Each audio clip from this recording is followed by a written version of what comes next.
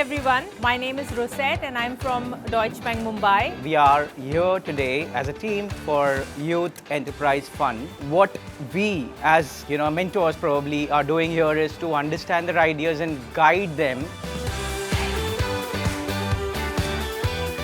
We spent 3 hours evaluating some of the most wonderful environmental friendly business proposals, and I can guarantee on behalf of the team that came over here, it was truly enriching and opened our eyes to a lot of topics that we weren't very clear about.